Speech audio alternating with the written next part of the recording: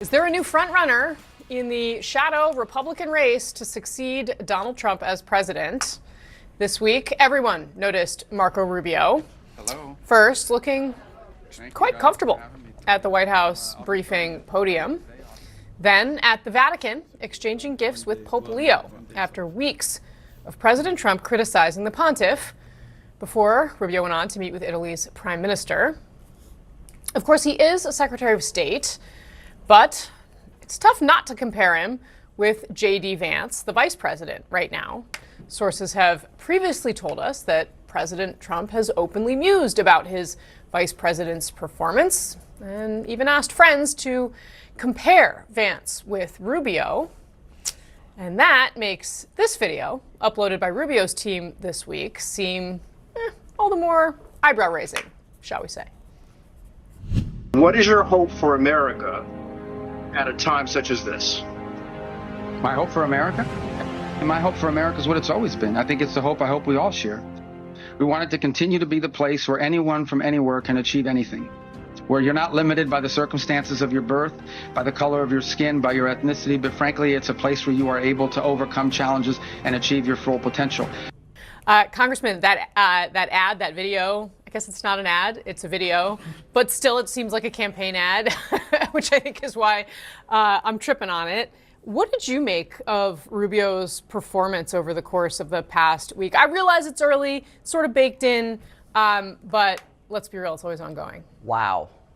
That's what this week has shown for Team Rubio and for the interest of Republican activists around the country. We've always talked about the memes. Mm-hmm. The Rubio memes have so dominated this year of him sitting on the couch and then the multiple different disguises of what he's doing. Every job that is the most treacherous, worst job of the week, of the day, whatever the meme is. He was even the DJ briefly. He was. A couple weeks ago. I think we have a picture of that. I will admit that I don't know. I think I'm a little old for this meme. But here it is. Okay.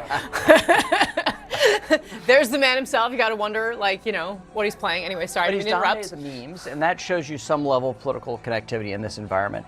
But this week showed that this internal apparatus around the White House is very interested in his talent and what that could bring to a Republican successor to President Trump. Now, I think we have to ask the question, though, does Rubio actually want it? And that is a very secondary question to this whole atmosphere now. Wanting any evidence and wanting it that he doesn't want it? Of course he wants it. What did you say? Yeah, of course he wants it. Also, I will say that it was a little masterful, I would have to say, because he's not only catering to Donald Trump, you're hearing his words also with Donald Trump on the screen in the video, which he understands who his audience is. He understands he needs Donald Trump to go out there and support him in order to have your base. At the same time, he talks about you should not be limited by the color of your skin, where you come from, etc., which are words that would never come out of Donald Trump's mouth. And so at the same time, seems like he's trying to appeal to a broader electorate, which whoever runs will need to do that. Whether that works in a MAGA primary,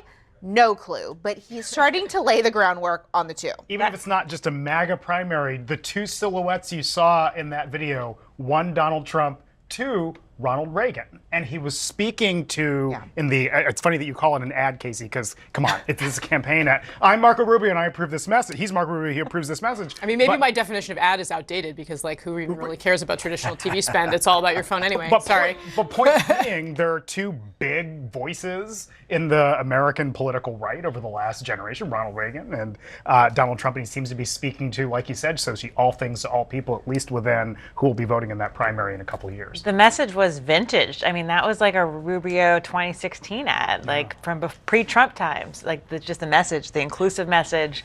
I also said, wow, when I saw that on his Twitter feed.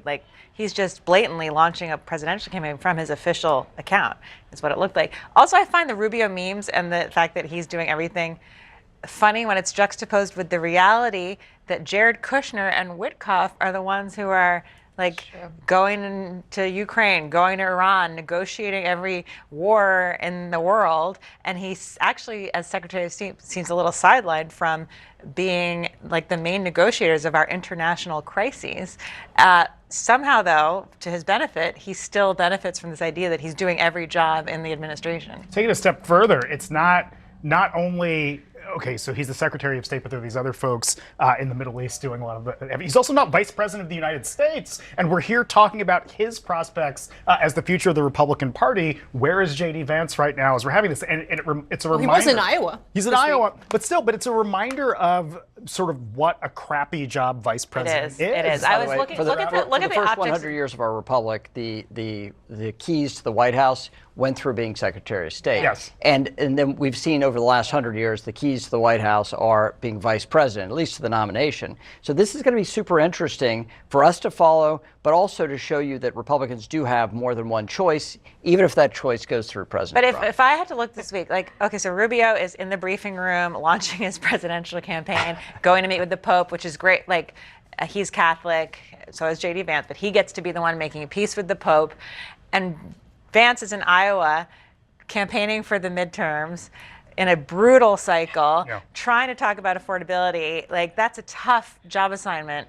Like, it's a tough environment out there. Like, which platform would you rather have if you were potentially running for president? Like, I'd rather be Rubio this week. The Secretary of State or Vice President thing, because it does ask the question, is he Thomas Jefferson or is he Dan Quayle? Right? Tough, deep cuts.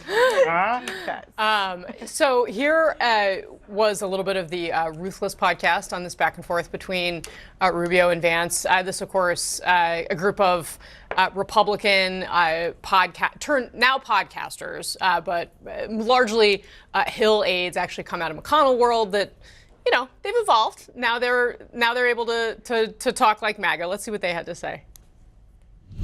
Are we going to pretend like that's not a presidential candidate? It sounds like a presidential candidate. Are we going to do that? It's kind of hard to ignore at some point that this guy's becoming a thing that is larger than maybe even this administration had previously conceived of. JD is going to have to work for it. He's going to be very hard to beat, but the reality is there's a race on.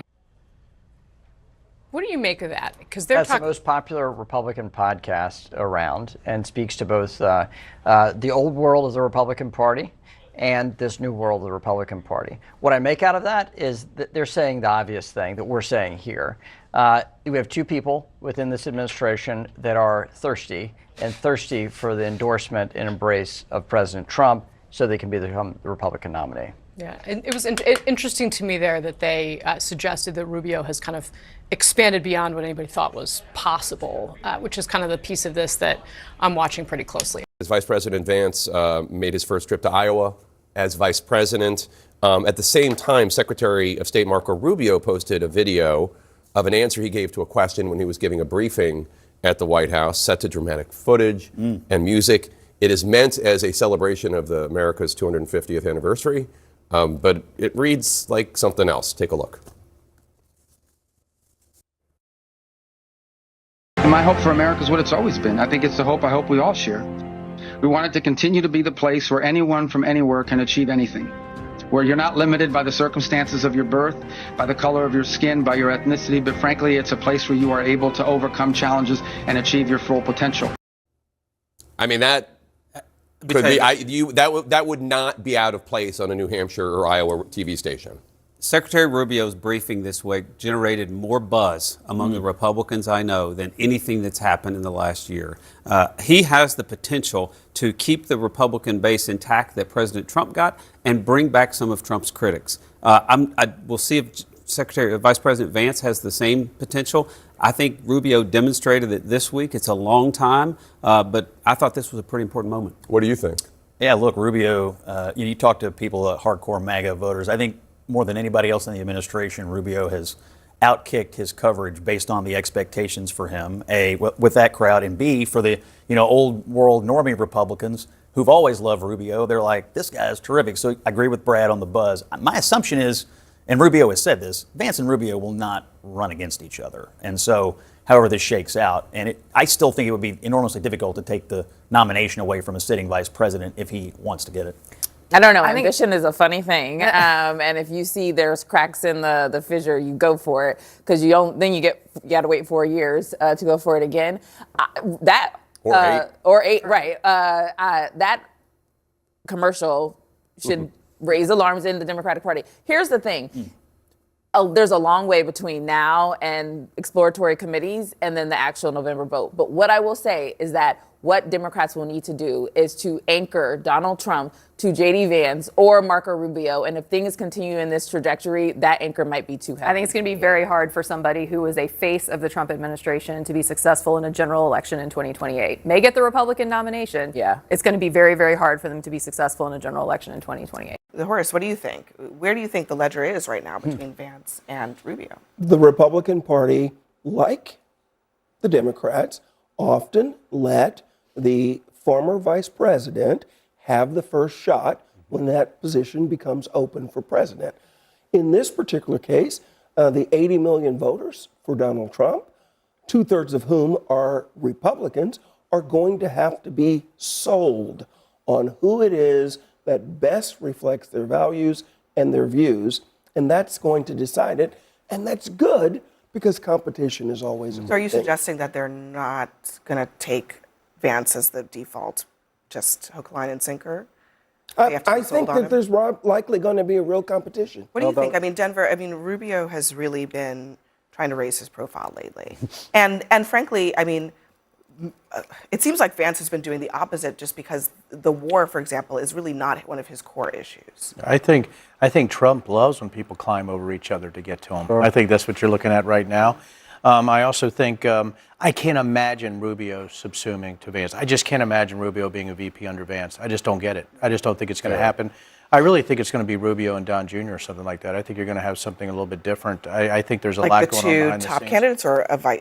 I think it might be president and VP. I think Don Jr. is really eyeing this really hard. When I was at the 2020 Republican convention, I actually thought it was going to be Ivanka, right? When she was actually talking There's up a lot there. of talk about that. Right, and I don't even know if that's still going to be Ivanka, but I don't think Vance will be the nominee. I'm just going to put it out there right now. I'm personally shocked that most charismatic person in America, J.D. Vance, is not on everybody's front-running list to be the president of the United States. I mean, the guy who famously said, if I have to lie to convince people to do what I want, then I'm just going to do it, about the cats and dogs thing.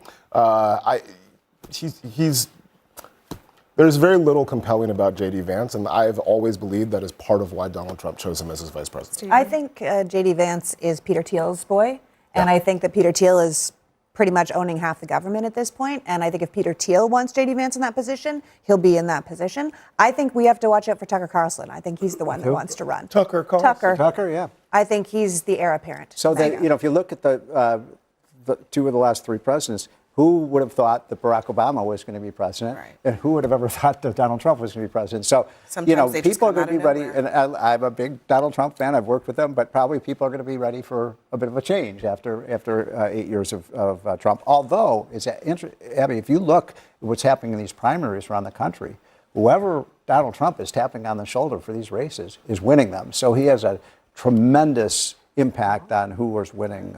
But as you know, sometimes he chickens out and he's like, I like them both. Yeah, and that's part of the problem is that if you don't get the clear cut, endorsement, sometimes but you're look just at out of luck. Indiana where he took out a bunch of incumbent Republicans. That's true, right? That's because he hated them and wanted them out of office. But it's different when he's not sure where the winds are blowing. Sometimes he just doesn't make a decision.